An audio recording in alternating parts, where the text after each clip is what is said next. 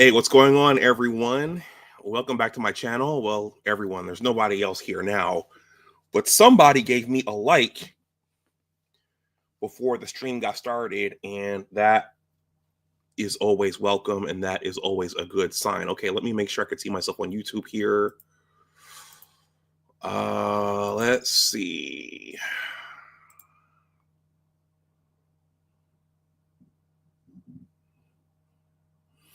There is the red icon.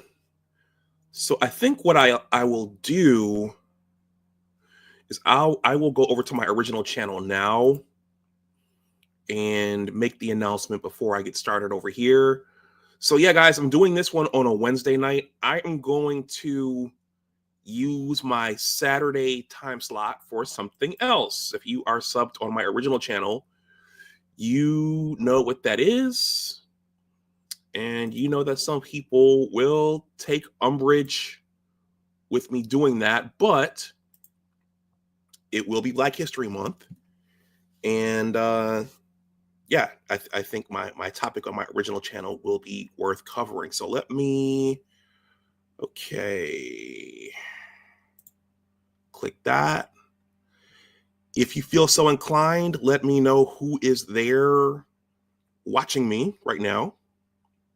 These are always more fun when we're talking. Okay, create a post. Tonight, we're going to do some science policy. We're going to talk about some of the sweeping science changes that are taking place as a result of the new administration. I'm not going to, hopefully I don't get myself in trouble. I'm going to tiptoe around some of this. Okay, let me leave this post.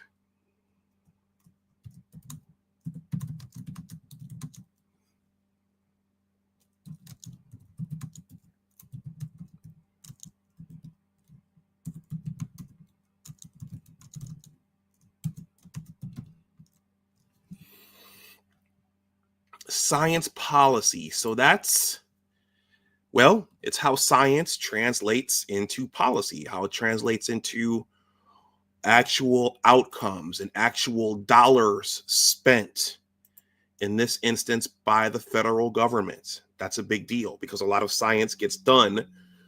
You can't get science done without dollars. You can't, make whole movements without dollars. Okay. And so a lot of scientific efforts come from the government spending money and moving in various directions. And one of the criticisms, and there are many, one of the criticisms of one Elon Musk, who is in charge of Doge now, is that he has amassed his fortune in all of his Tony Stark like activities.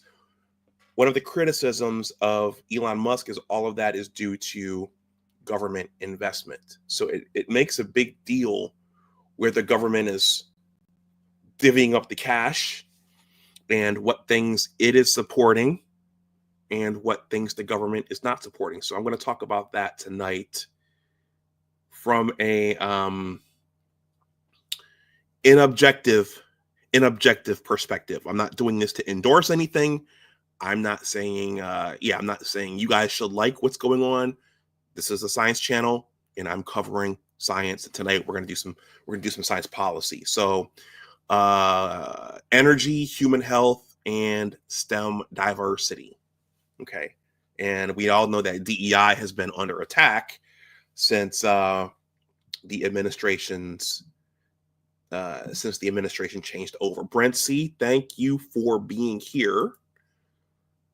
Thank you for the support. I appreciate that. All right, I'm going to play my intro, and then I'm going to start, and hopefully I can wrap up within an hour. It was an early morning today, but I'm doing something over on my original channel on Saturday. So, there's a lot to cover. So I decided to do this tonight. Hey guys, you see the ticker there? I shout out to Officer Charles Faulkner. I was watching Charles the other night, and I noticed he had his ticker going. So I said, you know what? And other people have had their tickers going.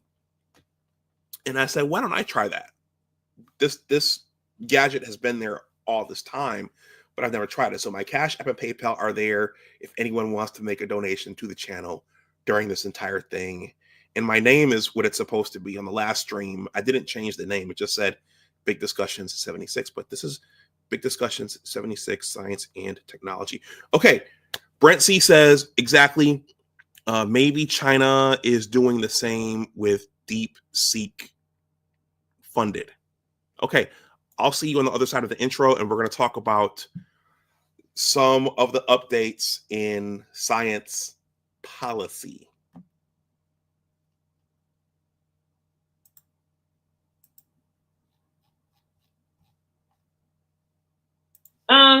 So Amar, I see you have the periodic tables on your chest. Mm-hmm.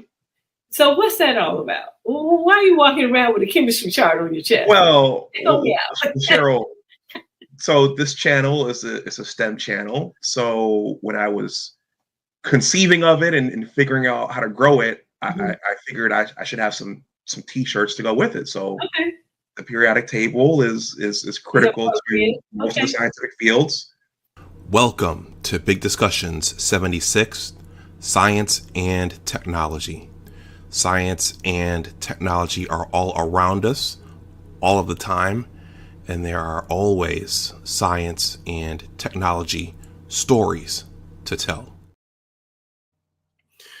There are always science and technology stories to tell. First of all, I want to thank a couple of people. Aquateki gave me a Cash App.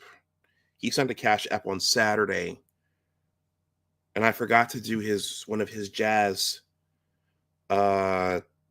salutes there.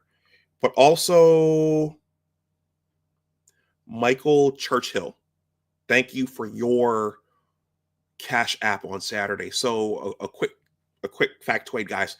So when you're in business, this is a side business where it's a business. It's an income stream separate from my personal finances. So for good practices, for best practices, I separated my Cash Apps. So this is the one for the Big Words LLC here, $ Anwar Dunbar 76. And then you'll notice if you go into Cash App, there is a hashtag Anwar Dunbar. That's my personal. So I think, Michael, you sent that to my personal. Either way, I'm thankful, but that makes sure the 76 is on the end if you guys want to donate to that. Okay, so there are always science and technology stories to tell. Before I jump into that, quick plug.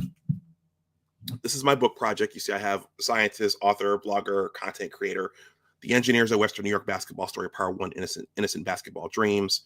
The hardcover and the paperback and the ebook are available on Amazon.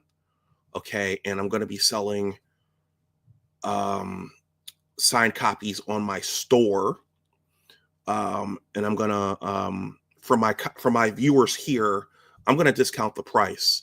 So for the paperback on Amazon, that price is $27. If you want a copy, Cash at me or PayPal me $20. I'm taking $7 off. The shipping and the handling is built into that price. And for the hardcover is $35 on Amazon. I'll take off $10. So the price would be $25 through my store. So Cash at me that or PayPal me that, and I'll send you a signed copy. But make sure you email me or message me your address, because I have to mail it to you. Amazon won't be doing it. I'll be doing it. So just on the playback, if you're watching this live, I'm taking $7 off the paperback for $20. So the price is $20. And then for the hardcover, the price will be $25, down from $35. Okay, now that that's out of the way. Engineers, by the way, this is my high school team. It was a technical high school. That's the significance of the title. It was a technical high school. Some people are thrown off by that, but it's kind of like Remember the Titans. The Titans were a football team. This was our high school basketball team. The Engineers, the Titans. Okay, anyway. All right. There are always science and technology stories to tell. You guys keep letting me know what you think there in the chat. Okay. Science. So there's bench science, there's regulatory science, and then there's science policy. So you could be at a workbench doing actual experiments, testing things, testing hypotheses, testing theories for any number of reasons. You could be in the pharmaceutical industry, you could be in the chemical industry, you could be working on climate change, you could be working on cancer research, whatever. And then in regulatory, you're in the government regulating products that the private sector is making, and you're charged with making sure that those are safe. But then there's science policy, and that's when you're making decisions on the science in terms of the government and in terms of the public sector, and you're deciding what projects and what surgeries and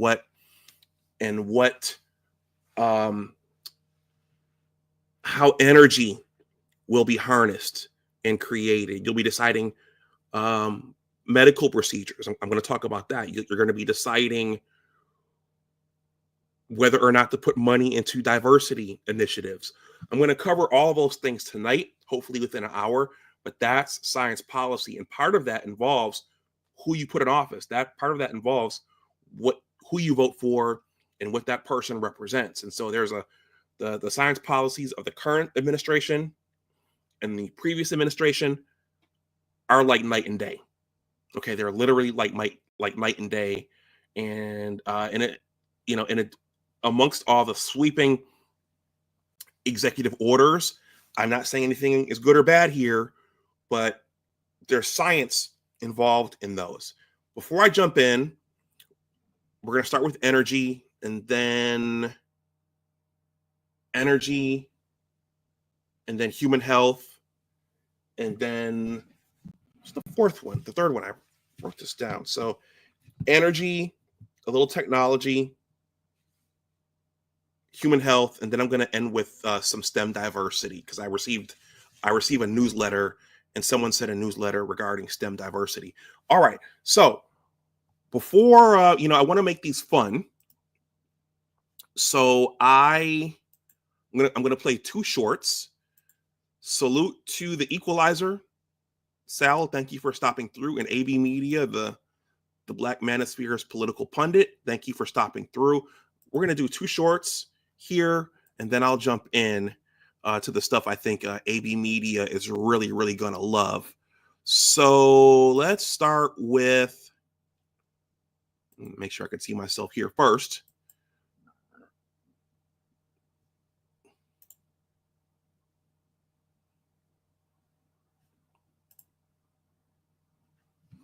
Okay. All right. We're going to start with Joe Rogan and bears. Bears seem to be a recurring theme here. There are a lot of shorts on bears here. Okay. This one is called Brown Bears, Ferocious Giants.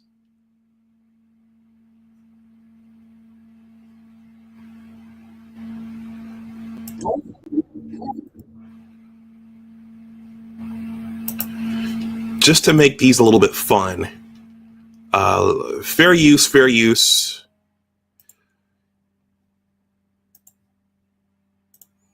This one is entitled, let's see. I don't see the title. Whoops. Brown bears, aka grizzly bears, are one of the most iconic and well-known species of bears in the world. And although they are often portrayed as cute and cuddly animals, these massive beasts are not to be underestimated. Brown bears are truly multi-talented creatures. With their incredible strength and speed, they can run at a lightning-fast pace of up to 56 kilometers per hour. And their sharp claws and sturdy feet allow them to climb trees and dig with ease. In the water, brown bears bears are just as impressive as they are on land. They can effortlessly cross rivers, chase after fish, and navigate waterways. One of the most remarkable facts about brown bears is their sense of smell, which is 7 times stronger than that of a bloodhound. Brown bears are generally shy and solitary animals that avoid human contact. However, if a brown bear feels threatened or provoked, it can become aggressive and pose a serious danger to humans. Brown bears, aka grizzly bears. I feel like we've already seen this one. Let me go back. Give me a second here, guys. I feel like we watched this one on Saturday. Okay, here we go. The Joe Rogan joint. Okay.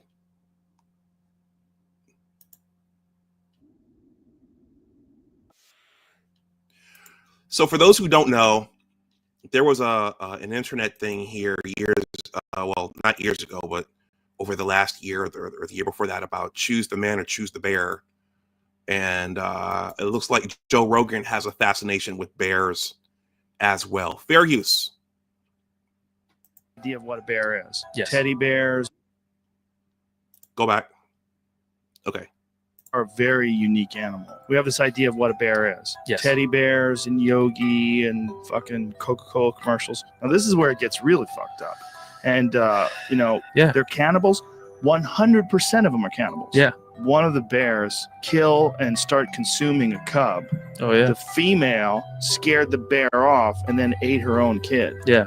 I mean, he's watched them rip cubs and rip them in half and eat them and spit them out. Like, Yeah.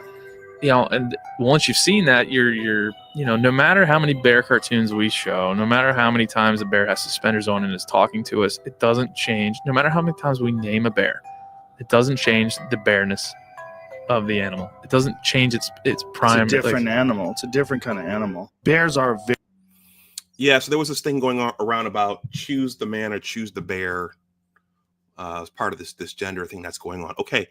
So we're going to see someone now who's much more appealing to the eye than bears.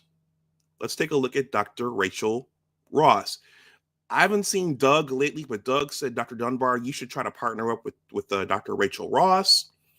She's a much bigger content creator than me. She's more pleasing on the eyes. She's more easier on the eyes than me. And I'm a little fish. Maybe one day me and Rachel Ross will, maybe I can interview her one day. But for now, she does a lot of men's health stuff and men's function, if you know what I mean. Let me know if you guys have seen Dr. Rachel Ross before. You'll know if you've seen her before. In this one, she's talking about, I think, an energy drink or an energy concoction for men. Fair use. Dr. Rachel Ross. Here's what you do. You get a quality high flavanol cocoa powder, not Nestle's, not Hershey's. Take a scoop of the mix and put it into a mug full of really warm water, hot water. Mix it around and let it dissolve. Next, add a teaspoon of raw honey, raw and pasteurized honey. Now, you know that's liquid gold. It's packed with zinc, antifungal properties, antibacterial, anti-inflammatory properties, and glucose regulating properties. So it helps with blood sugar. Now, then you have your cup of liquid black. Stir it up and enjoy. And for those of you who are caffeine sensitive, meaning that caffeine makes your heart race or it makes you nauseous, you could actually use half a scoop. This stuff will give you energy and help you heal potentially your blood vessels and your blood flow issues. Now, too much of it, though, could make you anxious. So really, honestly, beware. Here. See, guys, as promised, much easier on the eyes than me. Let's listen to that one more time. So liquid. Well, let's listen. Let's let her tell us one more time. Fair use. Here's what you do. You get a quality high flavanol cocoa powder, not Nestle's, not Hershey's. Take a scoop of the mix and put it into a mug full of really warm water, hot water. Mix it around and let it dissolve. Next, add a teaspoon of raw honey, raw and pasteurized honey. Now, you know that's liquid gold. It's packed with zinc, antifungal properties, antibacterial, anti-inflammatory properties, and glucose regulating properties. So it helps with blood sugar. Now, then you have your cup of liquid black. stir it up and enjoy. And for those of you who are caffeine sensitive, meaning that caffeine makes your heart race or it makes you nauseous, you could actually use half a scoop. This stuff will give you energy and help you heal potentially your blood vessels and your blood flow issues. Now, too much of it, though, could make you anxious. So really, honestly, beware. Here. Okay. So the Equalizer has heard of her. Maybe one day a collaboration with Dr. Rachel Ross. Maybe someday.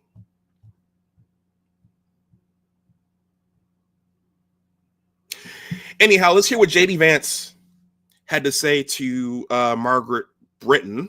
Before we do that, let's Robert Kiyosaki's gonna warm the seat for JD Vance. Okay, so we know science policy. The decisions that are made, many of the decisions that are made from a science perspective, can impact the life of the average citizen, right?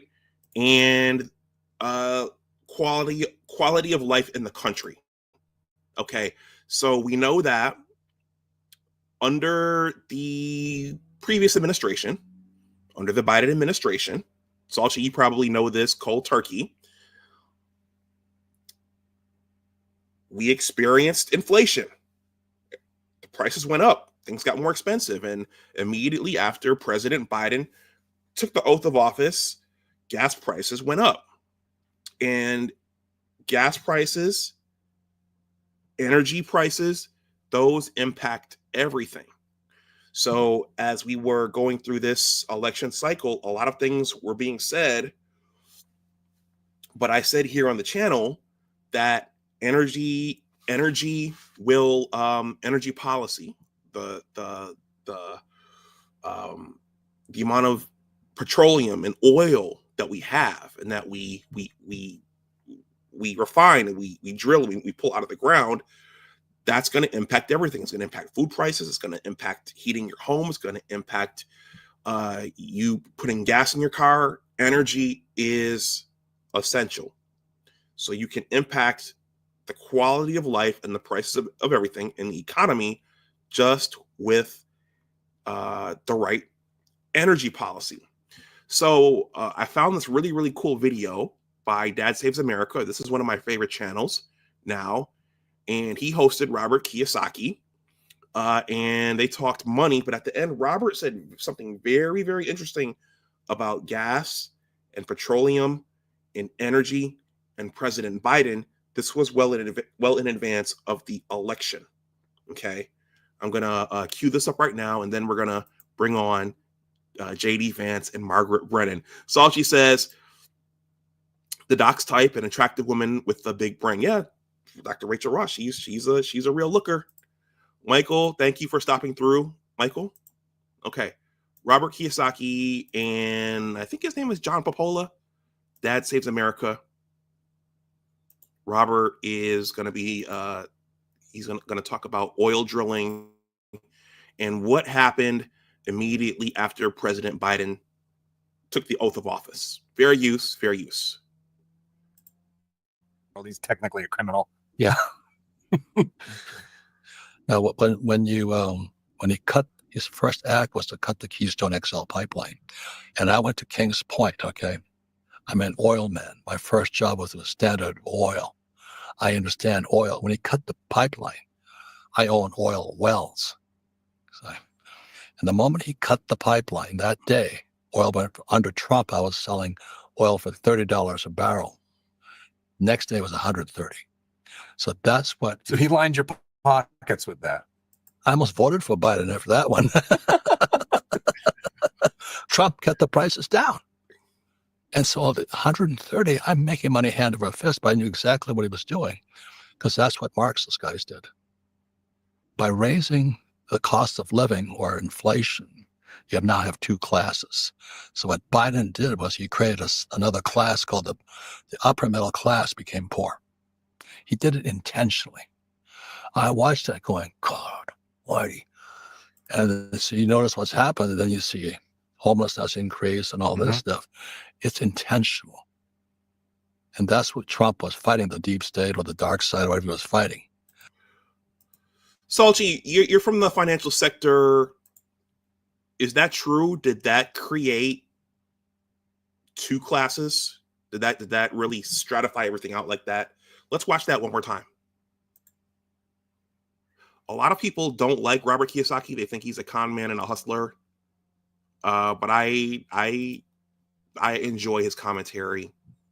Robert Kiyosaki got me looking at money differently and thinking about entrepreneurship, and he helped bring me here by, his teachings.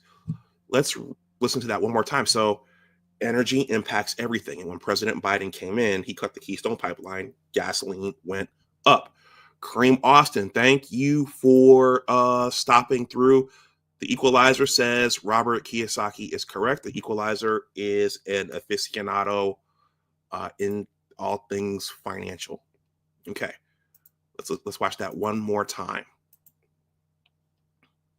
So that's a big deal. If I don't know if you all are familiar with there's a gentleman named Diamond Dave. He's a stock trading guy, but he also gives commentary as it relates to the Black community and those types of things. And he said that he made an interesting observation, and that's that the poorer you are, the less money you make, the more of your money goes towards basic expenses. So your four walls, food, clothing, shelter, transportation, the less money you make, the higher the prices go, the more of your money is going towards those basics. So by raising the gas prices, you're really putting the people on the bottom end at a real crunch and in a real pickle. One more time, Robert Kiyosaki talking about President Biden, one of his initial acts. Fair use. People. So this guy Biden, not Republican or Democrat, but his first act was, you know what it was? His very first act. The student loans, wasn't that, or no? No, that was Obama. Oh. Another criminal. But anyway. No, it's... You're not wrong. Well, Just assassinating American citizens around the world. He's technically a criminal. yeah.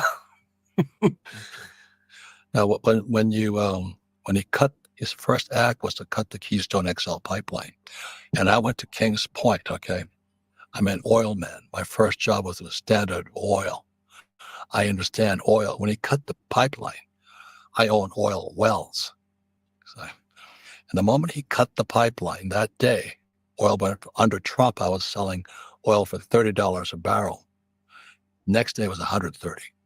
So that's what. So he lined your pockets with that. I almost voted for Biden after that one. Trump cut the prices down. And so the 130, I'm making money hand over fist, but I knew exactly what he was doing, because that's what Marxist guys did. By raising the cost of living or inflation, you now have two classes. So what Biden did was he created another class called the upper middle class became poor. He did it intentionally. I watched that going, God, why? And so you notice what's happened, and then you see homelessness increase and all this stuff. It's intentional. All right, I think we'll stop that there. But Robert is an oil guy. He's into a lot of things like silver and gold and crypto, but he's an oil guy. He just said right there, under Biden, before Biden got in, I was selling barrels for $30. He gets in, I'm selling them for $130 because he cut the Keystone Pipeline. Okay, energy. It drives pretty much everything. And now, well, we're gonna listen to two things JD Vance said when sparring with Margaret Brennan. But if you listen to what number 47 is saying now, they want all of the AI companies to have their own power plants separate from the grids that we're on, because they want those AI power plants to be fed energy, and they don't want any disruption in those AI power plants. So this impacts everything. You need a lot of energy for the cryptocurrencies and energy. Okay, so yes, T Riddler, thank you for the Equalizer says Robert Kiyosaki is correct. T Riddler says you literally interviewed Diamond Dave. Yes, I did. I'd like to talk to him again. Very bright guy, very sharp. He's sharp as an arrow. Equalizer says the new 100,000 is $240,007. Salshi, thank you for sharing that, because for a lot of people, especially in our community, six figures is it. Six figures is the thing. But, you know, when you have inflation, everything comes out of whack, and $100,000 is not $100,000. It actually ends up being less than that. But I'm going to defer to Salchi and others from the financial markets. The Equalizer says now the Trump administration has to replenish the oil reserves because of the previous administration. Energy. Okay, let's listen to JD Vance. He had a little sparring match with the lovely Margaret Brennan.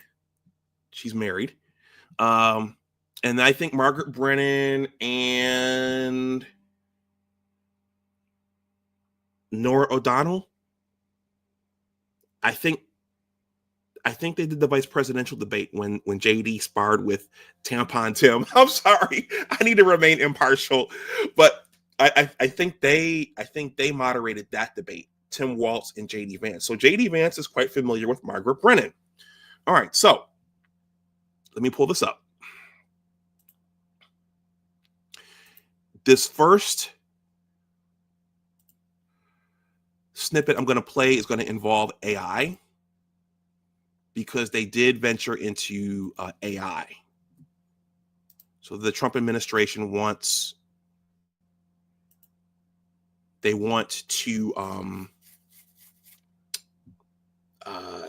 United States to excel in that arena. Okay, so let me skip to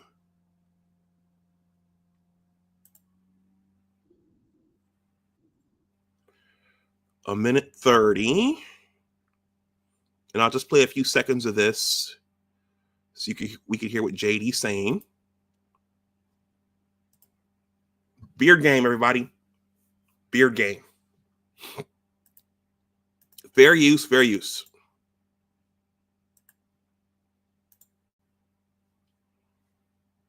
Decisions. If you look at where we are with the rise of artificial intelligence, with the rise of drone technology and drone warfare, we have to really top to bottom change the way that we fund the procurement of weapons, the way that we arm our troops. This is a major period of disruption, and we think Pete Hegseth is the guy to lead the job. Now, there's another element to this, Margaret, too, which is we believe that military morale, at least until the election of President Trump, was historically low. You had the Army missing. Okay, he's going into the military there, but from that comment, you can see they're very bullish on technology, AI, drones. So those are gonna get a lot of resources. Those are gonna get a lot of money. So if you are and you're in those areas now, you're gonna do pretty well. And then that gets the question with the cutting of the diversity initiatives. Are some people going to be locked out of those areas? But they're very bullish on that. So let's skip to energy, because Margaret Brennan asked JD Vance, when are we going to see the prices go down?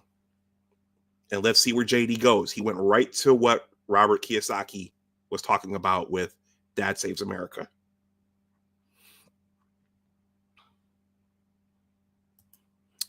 So you have to understand the science policies. You might not like a specific politician. You might not like a specific party, but you have to look beyond that at times and try to understand what's happening on a deeper level. What are the science policies that they're implementing, and how is that going to affect your way of life and everybody's way of life? Fair use.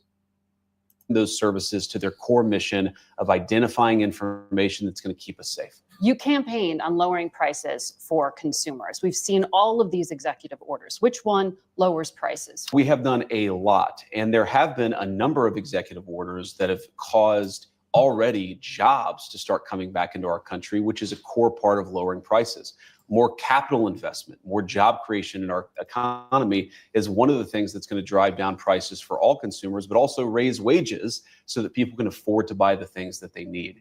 If you look at our slate of executive orders, no, Margaret, prices are going to come down, but it's going to take a little bit of time, right? The president has been president for all of 5 days. I think that in those 5 days, he's accomplished more than Joe Biden did in 4 years. It's been an incredible breakneck pace of activity. We're going to work with Congress. We're, of course, going to have more executive orders. And we're going to try, the way that you lower prices is that you encourage more capital investment into our country. And you ask specifically, what executive order is going to help lower prices? All of the stuff that we've done on energy, to explore more energy reserves, to develop more energy resources in the United States of America.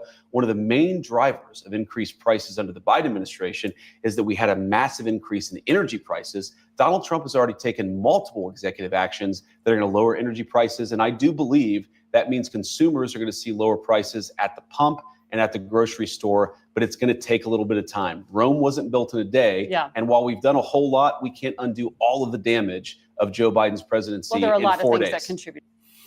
I'm going to play that one more time. T. Riddler, I see a pointed question there. I don't know if I'm going to answer that here, but let's go back. JD Vance went right where Robert Kiyosaki went. Energy, energy, energy, energy.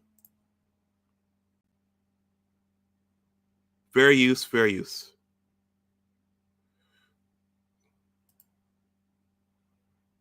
Ask specifically, what executive order is going to help lower prices? All of the stuff that we've done on energy, to explore more energy reserves, to develop more energy resources in the United States of America. One of the main drivers of increased prices under the Biden administration is that we had a massive increase in energy prices. Donald Trump has already taken multiple executive actions that are going to lower energy prices. And I do believe that means consumers are going to see lower prices at the pump and at the grocery store, but it's going to take a little bit of time. Rome wasn't built in a day. Yeah. Okay, so energy. So it really makes you wonder. Okay, so again, and Sal, back me up on this. The energy, it impacts everything, whether or not you like a candidate or you like a party or not. You have to look at what policies overall they're looking to implement. And I know that a lot of people are unhappy with the policies that they've been implementing right now via the executive orders. But as it relates to the economy and your grocery prices and your plane tickets and the amount of money it's going to cost to fill your tank up, that is a critical piece right there. And the policy is very, very different than the one that we've had over the last 4 years. Okay, so energy. Okay. T. Riddler says, I'm not promising I'm going to answer this live, T. Riddler. He says, Doc, in all seriousness, have you gotten any word from the Trump administration on your higher ups? Okay. Well, T. Riddler, what I will say to that is, well, you saw what was in the news. You saw what was in the news in terms of announcements that went out. That's all I'll say. So I don't know anything else besides that. So I'm being very, very tight-lipped here. I don't know who's watching besides you guys, but being a public servant, I need to be very, very careful about what I say here and what I confirm. T. Riddler, you got me? Are we like Michael Jordan? Are we here? Are we here?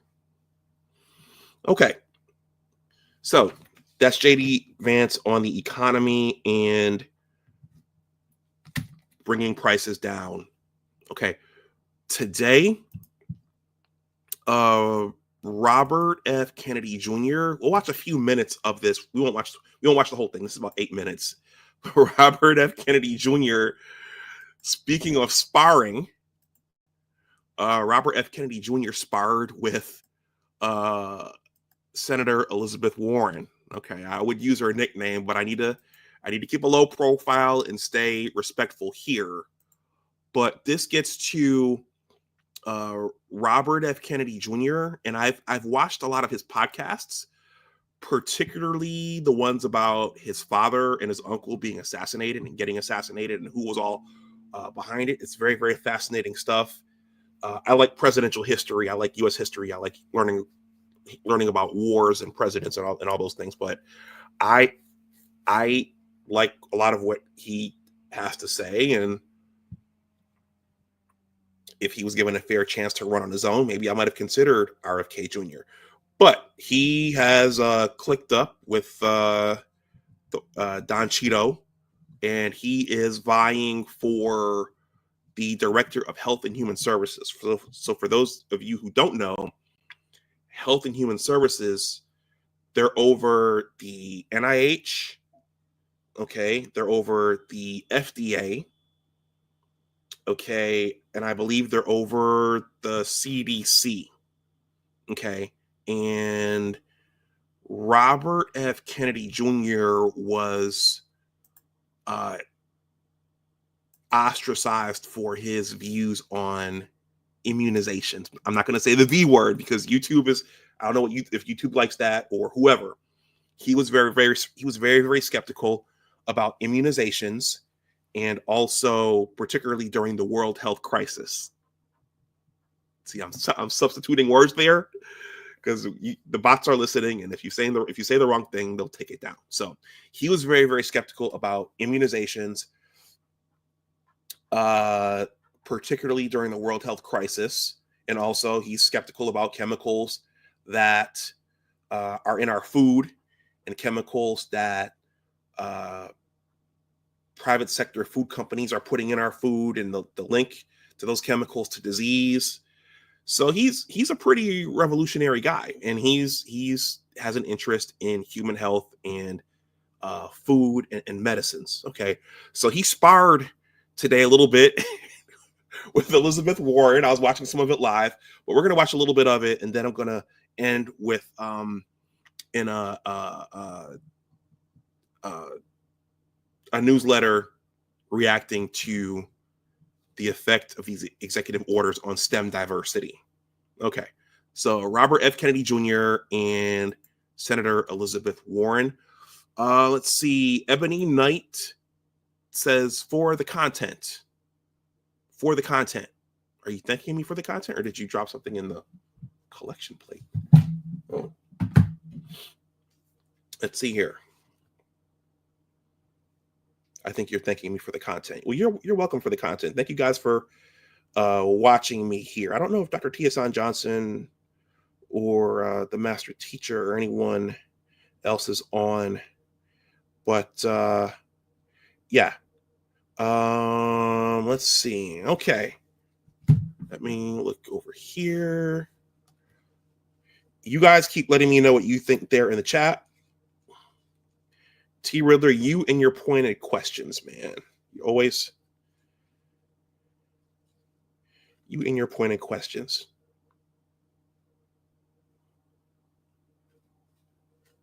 All right. So Robert F. Kennedy Jr.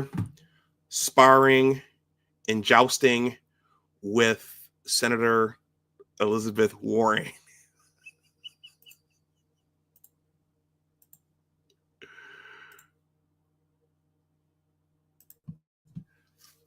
Fair use. Senator Warren. Thank you, Mr. Chairman. So, Mr. Kennedy, I want to start with something that I think you and I agree on, and that is that Big Pharma has too much power in Washington. You've said that President Trump asked you to, quote, clean up corruption and conflicts. Sounds great. You've said that you will, quote, slam shut the revolving door between government agencies and the companies they regulate. That also sounds great. So here's an easy question. Will you commit that when you leave this job, you will not accept compensation from a drug company, a medical device company, a hospital system, or a health insurer for at least 4 years, including as a lobbyist or a board member? Okay, so guys, for a little bit of context here, so Senator Warren just mentioned pharmaceutical companies. So again, going back to science policy, one of the concerns is that private sector companies can influence government decisions by giving high up officials money. Okay, so that's one of the concerns. And then the other thing is, when you work in the federal service, you're not supposed to immediately leave and work on the thing you are working on. I think it's a 4-year buffer. After 4 years, you can consult, you can do whatever you want relating to that subject area, but you're not supposed to consult or have your hands in that particular area. I think it's 4 years. Okay, so that's just some context there. All right, let's see what RFK Jr. says. Fair use. Can you just repeat the last part of the question? Can I commit You're to not going what? to take money from drug companies in any way, shape, or form. Who? Me? Yes, you. Oh, yeah, I'm You're the happy one- to commit to that. Okay, good. That's what I figured. I said it's an easy question to start with. And I think you're right on this. I don't question. think any of them want to give me money, by the Right. way. Let's keep going. You're right, because to say yes, because every American has the right to know that every decision you make as our number one health officer is to help them and not to make money for yourself in the future. So I want to talk more about money. I'm looking at your paperwork right now. In the past 2 years, you've raked in $2.5 million from a law firm called Wisner Baum. You go online, you do commercials to encourage people to sign up with Wisner Baum to join lawsuits against vaccine makers. And for everyone who signs up, you personally get paid. And if they win their case, you get 10% of what they win. So if you bring in somebody who gets $10 million, you walk away with $1 million. Now, you just said that you want the American people to know you can't be bought. Your decisions won't depend on how much money you could make in the future. You won't go to work for a drug company after you leave HHS. But you and I both know there's another way to make money. So, Mr. Kennedy, will you also agree that you won't take any compensation from any lawsuits against drug companies while you are secretary and for 4 years afterwards? So again, this is getting to, this is a Senate hearing. This is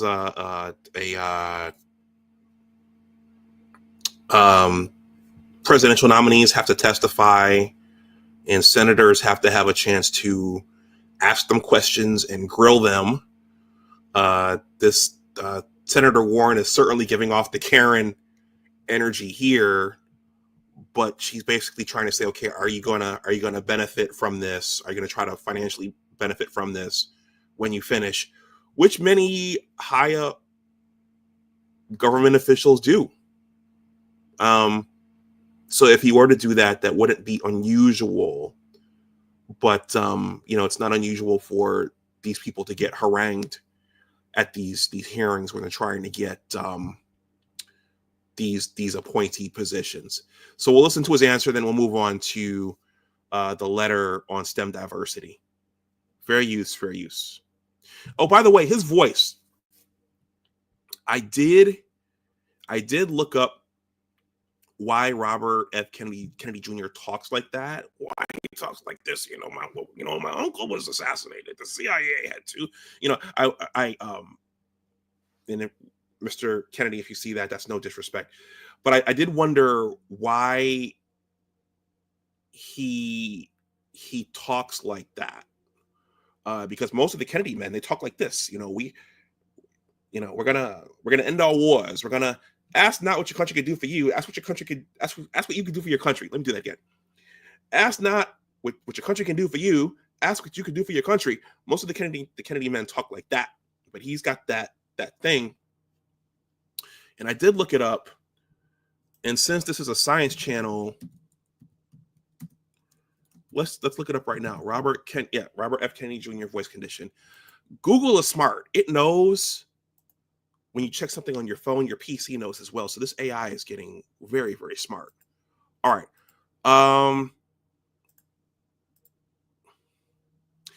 Kennedy's vocal rasp is not caused by an infection or a respiratory condition.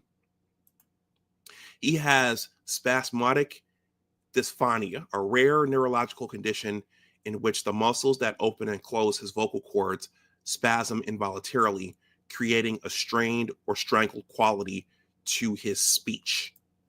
So that's why he talks like that. Okay.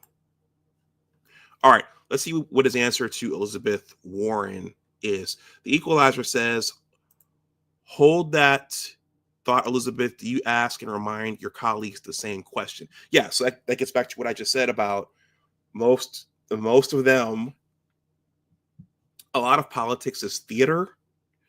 So, they may accuse each other of like the Spider-Man meme where they're pointing at each other, but many of them are capitalizing off of their, I need to be careful about saying this.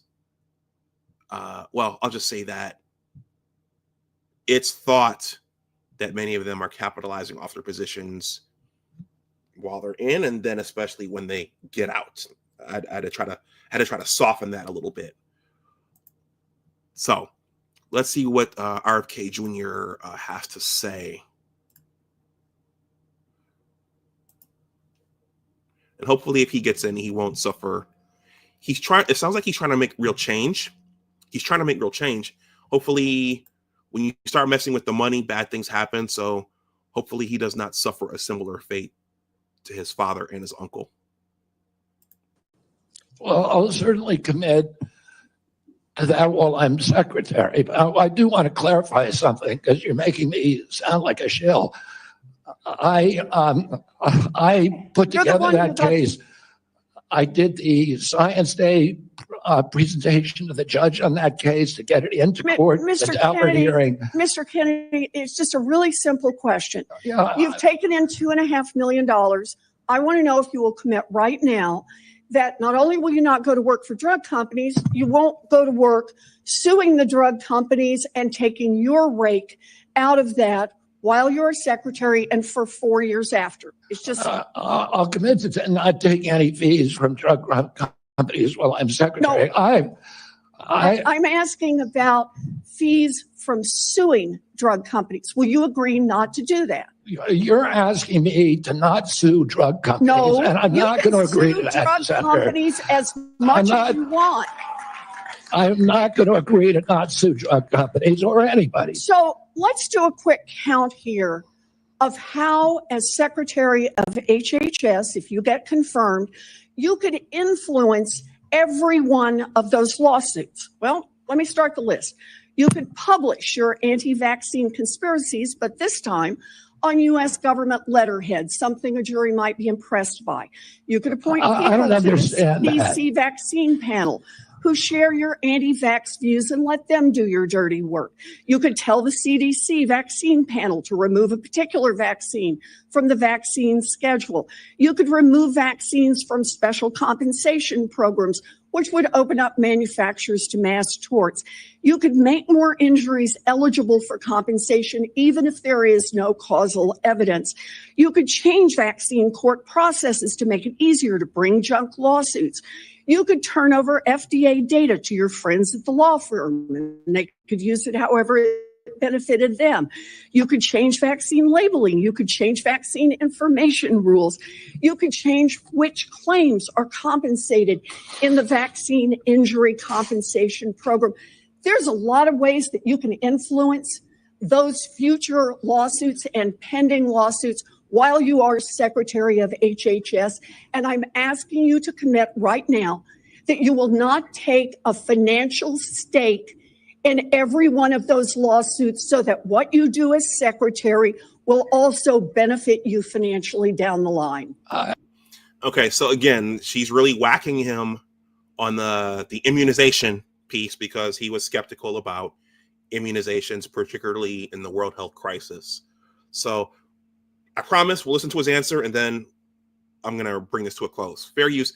All these links are below in the description box in case you guys want to watch yourselves. But, it's funny. They have these hearings. When everybody's working. And I don't know if the average citizen gets to watch this stuff unless they're curious enough to watch it after hours. But it looks like Karine watched it. She says, hey, she says, I think he will get in, but he wasn't really that great in the hearing. It looks like he returned some jokes to her barbs. So I think, he's a legacy. He comes from a political family, so it's not like he was not used to this type of thing. But I think he'll get into. I think he means well. I think he's trying to. I think he's genuinely trying to do the right thing. That's my opinion of RFK Jr. I like RFK Jr. So and he's already well off because he's a Kennedy. Mike Grizzly says, I hope he gets in and don't walk back 90% of what he said. Nanashi no Monogatari says, wow, nor should he refuse to sue. Is this or has this ever been required of others who have held that position? I don't know if President Biden's Secretary of HHS, if that person got harangued like this. I don't know. I know the Supreme Court justices do, especially the conservative ones, but the Democratic ones the liberal ones, I think Ketanji Brown Jackson, we know what she got questioned over. He says, he or she says, this is what they call pushback now, I suppose. And then I peeped it earlier, it left me face palming. Okay, let's listen to his answer, then we'll move on. I'll move on to the end. I promise. Fair use. I'll comply with all the ethical guidelines. That's not the question. You have said you're asking me, Senator, you're asking me not to sue vaccine pharmaceutical companies. Yeah, you are. That's exactly what you're doing. Look, no one should be fooled here. As Secretary of HHS, Robert Kennedy will have the power to undercut vaccines and vaccine manufacturing across our country. And for all of his talk about follow the science and his promise that he won't interfere with those of us who want to vaccinate his kids, the bottom line is the same. Kennedy can kill off access to vaccines and make millions of dollars while he does it. Kids might die, but Robert Kennedy can keep cashing in. Serious Karen energy there, man. She was, woo. All right, how much time is left in this?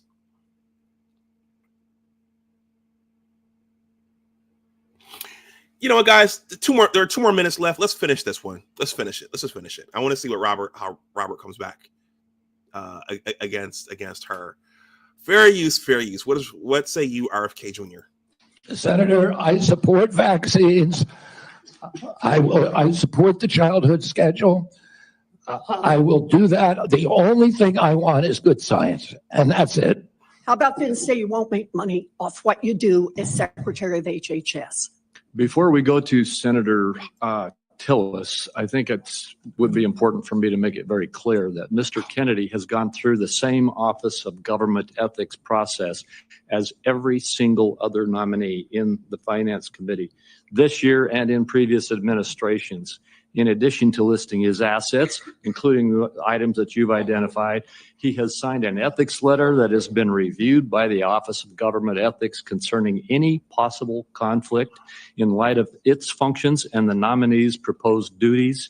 And we have a letter from the Office of Government Ethics that he hasn't complied completely with all applicable laws and regulations governing conflicts of interest. Mr. Chairman, point of information here. Have we had a single nominee come through who's made $2.5 million off suing one of the entities that it would be regulating? And Elizabeth, man, she's not letting go. She's not letting go. Fair use. And plans to keep getting a take of every lawsuit in the future. Have we had that before? I haven't reviewed the past documentation of every other nominee's financial interests. And so, no, but I know that every single time we get a nominee, their financial interests are attacked. That's why we have the Office of Government Ethics. That's why they've reviewed everything that's in his record. And that's why he has even, I think, and I don't know that I want to ask him to get into it, but he has listed his assets and has gone through a discussion of the responsibilities under our ethics laws and is complied with all of those requirements. All right, that's enough of that. All right, so that was earlier today, and again, okay, science policy. So how's that going to impact the government? How's that going to impact our lives? So her concern was that he would, obviously make extra money, but he has been on people's radar because of his skepticism and views of immunizations. I'm not saying the V word, immunizations. Okay. And it's interesting, well, Dr. Fauci was pardoned by the last president. So this is a really, really big deal. This is all a really, really big deal. Okay. So one last thing that, well, among all the things that have made news is the whole diversity piece. So I interviewed a gentleman named Larry King of the STEM Chronicle News. He has a newsletter, and I am on their list, so I get their letters. I don't have time to read all of them, but I'm going to read this one that he just sent. I promise that it's short, and I'm not going to feel like reading an entire thesis for you guys. But a big concern now is that most of the diversity programs and efforts and initiatives have been killed and slashed. So let's see what this says here. Blow that up for myself. Okay. This is from STEM News Chronicle. This is entitled DEI Rollback Engine. Okay, and as you guys know, one of the controversies surrounding DEI is the question over who it was actually for. Who was benefiting from it? Who was it actually intended to help? Okay. DEI rollback engine, American capability to continue building a sustainable STEM workforce with United States underrepresented minorities and women has suffered a blow. Despite this, it is critical to sustain and grow our economy as global and domestic events evolve. We must nurture a climate of understanding on issues impacting the career advancement of all who seek to use their love for engineering and science for the betterment of society now and for future generations. Okay, so this is from the U.S. Department of Energy. The president has issued 43 executive orders, presidential memoranda, and proclamations, including an executive order ending radical and wasteful government DEI programs and preferencing. DOE is moving aggressively to implement this executive order by directing the suspension of the following: diversity, equity, and inclusion policies, procedures, programs, activities, and reviews involving or relating to DEI objectives and principles until further notice, requiring, using, or enforcing community benefits plans, and requiring, using, or enforcing Justice 40 requirements, conditions, or principles in any loans, loan guarantees, grants, cost-sharing agreements, funding opportunity announcements, contracts, contract awards, or any other source of financial assistance.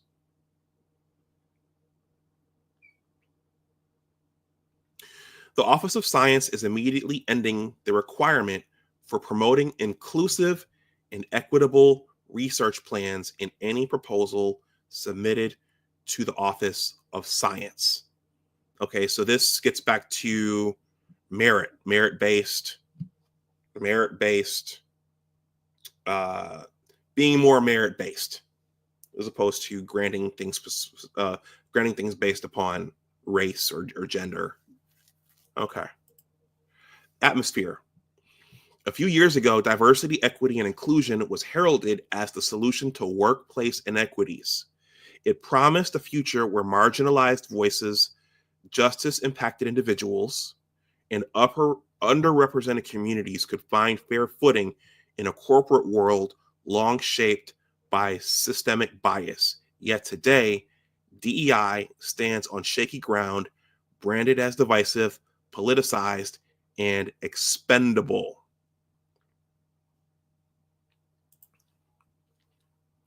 U.S. Department of Education takes action to eliminate DEI actions the department has taken. Let me read that again.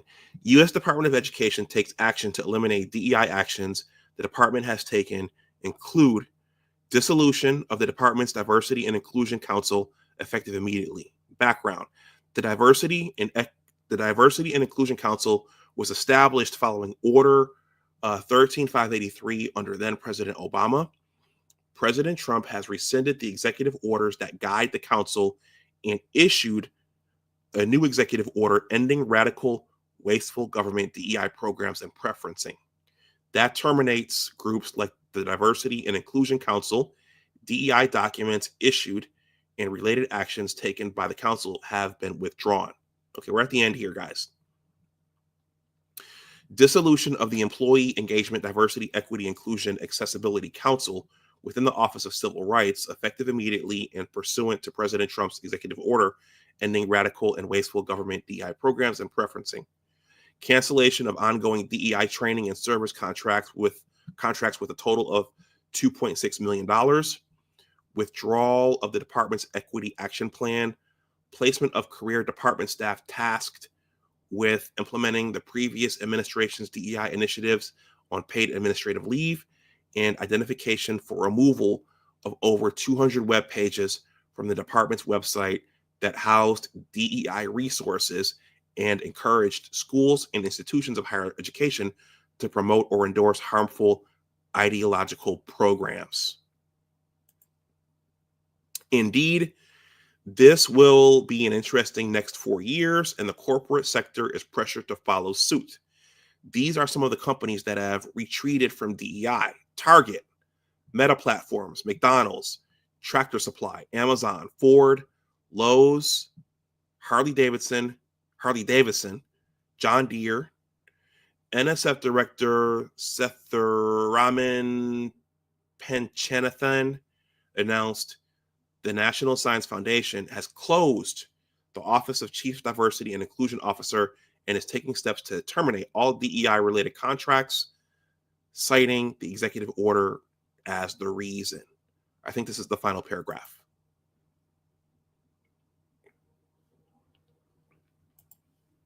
The executive order will result in the termination of existing federal contracts and grants with a nexus to DEI or DEIA efforts. Nearly all federal contracts contain federal acquisition regulation termination clauses, which allow the federal government to terminate all or part of a contract for the government's convenience. Said differently, these clauses allow for termination of the contract for any reason not related to the contractor's performance, and also set forth the process the government agency must follow when terminating the contract. Okay. The U.S. Department of Justice website. This is archived content from the U.S. Department of Justice website. The information here may be outdated and links may no longer function. Okay, so that newsletter. That was from the STEM News Chronicle. Okay, and the STEM News Chronicle is a publication or a group headed by Larry King. I interviewed him a couple of years ago, and he really wanted to champion STEM inclusion for minorities, but he was really, really bullish on getting girls and women involved in STEM as well. So I just wanted to read that and capture that, since that was big news this week with all of the executive orders. All right. Let's see. I'm going to read some comments here, then I'm going to wrap up because I'm at an hour and 8 minutes. The Equalizer says, Nanashi says, and thank you for your comments, Nanashi. Says, I peeped it earlier. It left me face palming. The Equalizer says, LOL, welcome to Massachusetts, Elizabeth Warren. Nanashi says, did they have the same energy for Fauci? However his name is spelled. I think it's an I instead of a Y. Xavier Becerra was the previous one. Tell her not to accept any financial assistance from any Johnson & Johnson, Pfizer, or Moderna political entities. Keep the same energy. T. Riddler says he's pro-choice when it comes to immunizations. I'm not saying the V word. Nanashi says they didn't have the same energy for Xavier. Nanashi says DEI is a post-intersectional feminist term that cannibalizes protections offered by Title VII protected classes from the 1964 civil rights legislations and various executive orders buffering it. At Dr. Dunbar. Nanashi says this is why they use terms like minority, which is supposed to actually mean political minority, not numerical minority, but became a synonym for non-white and more recently, person of color. Nanashi says all this legislation was supposed to help those affected by the legacy of Jim Crow, racial covenants, redlining, and slavery, but they added beyond color and race, sex, age, gender, disabilities, etc. Okay, that's been documented. And then finally, that's how we got here. And when it's being rolled back surgically, one executive order at a time, hilariously, this disproportionately affects women, immigrants, and people with disabilities. Nanashi, thank you for reminding us of that and for that background. All right, everyone. That's all I've got. I wanted to do this tonight because I'm going to do something else for Black History Month on my original channel on Saturday morning, and I might get myself in some good trouble, as Representative John Lewis famously said. We're going to get ourselves into some good trouble, and let me just check to see if I got any goodies here.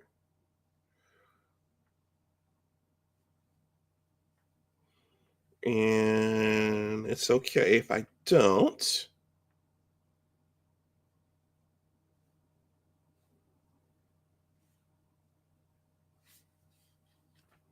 Okay, so yeah, T. Riddler says, "Oh, Nanashi, you're a Buckeye. Congratulations on your national title."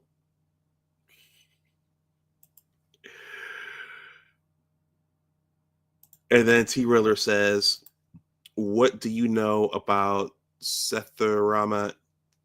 Should I try to say this whole thing?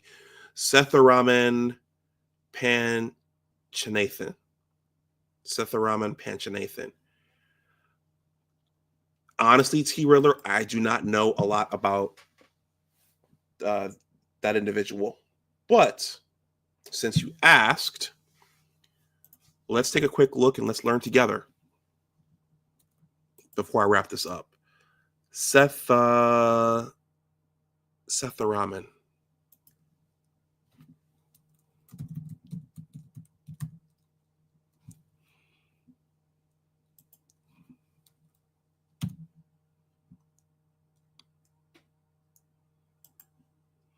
Did I spell that right? Sether with a U.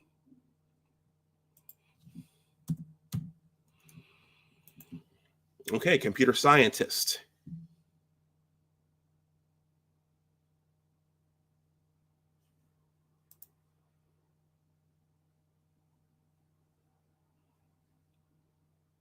Okay, that's a long biography.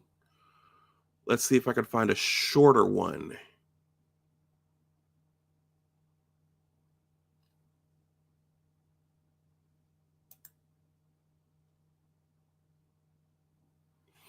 Okay. I'll just share this really, really quickly, then I'll shut the stream down. Full biography. The Honorable Setharaman Panchanathan, I'm sorry, sir, for butchering that. Setharaman Panchanathan is a computer scientist and engineer and the 15th director of the U.S. National Science Foundation. Panchanathan was nominated to his position by the President of the United States in 2019 and unanimously confirmed by the Senate on June 18th, 2020. Okay, so he was in the previous Trump administration. Okay.